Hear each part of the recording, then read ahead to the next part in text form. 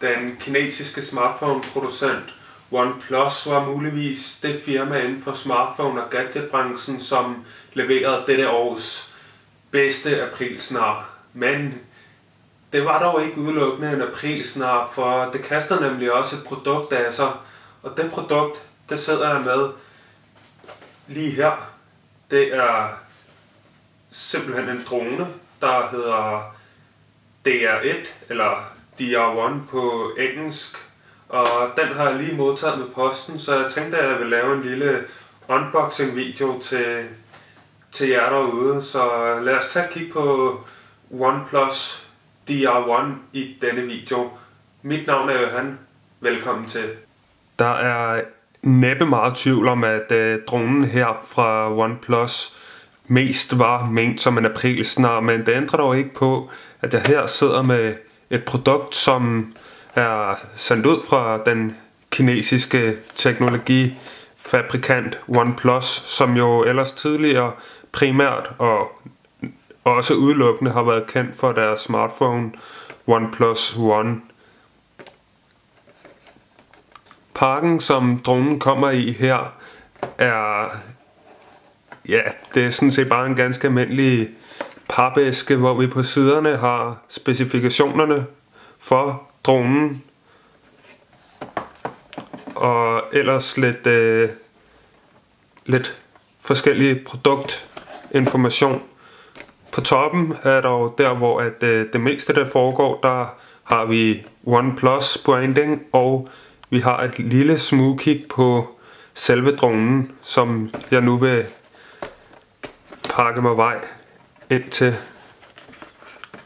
Siderne her, de er pakket til i tape, så det kan godt være lidt vanskeligt at komme ordentligt til, men jeg tror dog, at jeg er lykkes med at få åbnet for pakken her. Nu skal jeg lige se en gang.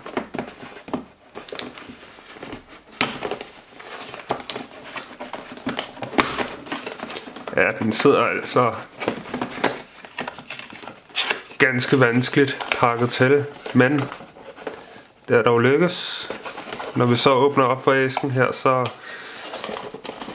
får vi fat i en ny æske, og det er simpelthen vores fjernbetjening til selve dronen. Den ligger lige til side for en kort bemærkning. Og så skulle det ikke undre mig, hvis at det næste jeg får fat i her, det er selve dronen. Det kan jeg se, at det er ganske rigtigt. Her der har vi altså selve legetøjet, selve dronen.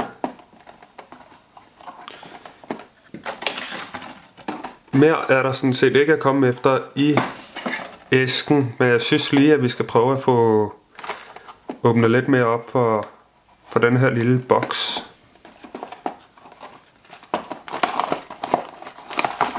Det kunne jo være, at der gemte sig noget mere inde i. Igen må jeg bare sige, at det er altså lidt falsk indpakning, den kommer i. Her der har vi en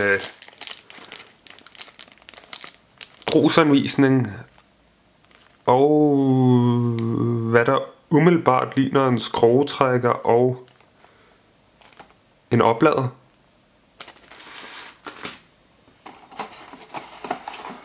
Og så er der altså heller ikke mere inde i den pakke, så her, lige for at opsummere her til sidst, det er altså alt der kommer i pakken til OnePlus DR1.